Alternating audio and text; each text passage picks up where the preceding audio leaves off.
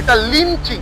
তাকে দেশদ্রোহী, তাকে পাকিস্তানি, তাকে বাংলাদেশি এই সমস্ত তকমা দিয়ে লিঞ্চিং এর শিকার হতে হলো। ছেলেটার বাবাকে খুন করে দিল পিটিয়ে, ছেলেটা ক্ষতবিক্ষত।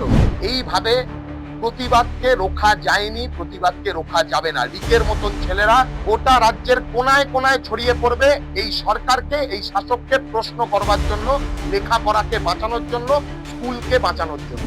লড়াইয়ে থাকা একটা ছেলে, যে ছেলেটা গোটা দেশ জোড়া ছাত্র আন্দোলন যন্তর মন্তরে সেইখানে গিয়েছিল দেশের শিক্ষা ব্যবস্থাকে বাঁচানোর জন্য, গ্রামে ফিরে আসে।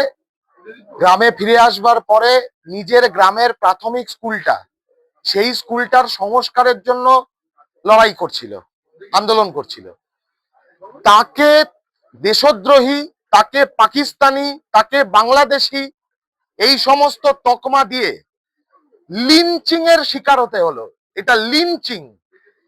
বিজেপি পশ্চিমবাংলার কোনায় কোনায় এই লিঞ্চিং সংস্কৃতি, এই ঘৃণার সংস্কৃতি ছড়িয়ে যাচ্ছে। খুন করলো, ছেলেটার বাবাকে খুন করে দিল পিটিয়ে, ছেলেটা ক্ষতবিক্ষত। পরিবারের একাধিক সদস্য তারা আক্রান্ত, মা আক্রান্ত। তুমি সামনে এসো, মা আক্রান্ত। এটা স্পষ্ট বিজেপি গোটা পশ্চিমবাংলার মাটিতে এই খুন লিঞ্চিং এর রাজনীতি চালিয়ে যাচ্ছে, টার্গেট করে করে। আজকে এই পরিবারকে টার্গেট করে এই পরিবারের মধ্যে খুন করা হলো, এই পরিবারকে আক্রমণ করা হলো। ভেবেছে এই আক্রমণ করে রিকের মতন ছেলে যারা লেখাপড়া নিয়ে চিন্তা ভাবনা করে, যারা লেখাপড়াকে বাঁচাতে চায়, তাদেরকে লড়াই থেকে সরিয়ে দেবে। এই হচ্ছে টার্গেট। জাস্টিস পেতেই হবে। জাস্টিস কেউ এমনি এমনি দেয় না, জাস্টিস ছিনিয়ে নিতে হয়। আর এই জাস্টিসটা এই কারণেই ছিনিয়ে নেওয়া দরকার, যাতে বার্তাটা দেওয়া যায় যে যেভাবে গুন্ডাদের মতন সরকার চলছে, ওরা গুন্ডা দমন ইত্যাদি এসব বলছে না, আর সরকারটাই গুন্ডাদের মতন চলছে।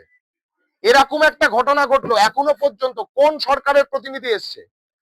উল্টে আমি তো আজকে এসে জানতে পারলাম যে ও 27 তারিখ গ্রামে ফেরবার পরে এখানকার এমএলএ নিজে হুমকি দিয়েছে ওকে। এমএলএ নিজে হুমকি দিয়েছে, এমএলএ উস্কানি দিয়েছে। দীর্ঘদিন ধরে এই পরিবারকে টার্গেট করা হচ্ছে। আপনারা বাড়িটা দেখবেন, গ্রাম থেকে একটু বাইরের দিকে বাড়িতে আসবার যে রাস্তা, সেই রাস্তাটায় মানে চলাচল করা সম্ভব হয় না একটুখানি বৃষ্টি পড়লে। কেন এই অব্যবস্থা কেন হবে? এটা স্পষ্ট গোটা রাজ্য জুড়ে।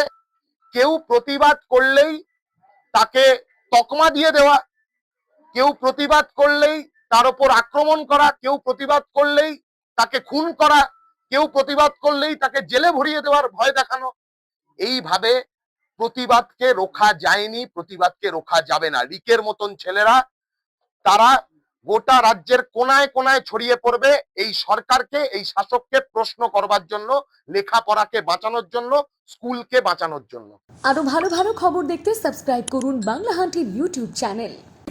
বাংলা হান্টের আরো খবর দেখতে নজর রাখুন। বাংলা খবর মানেই বাংলা হান্ট।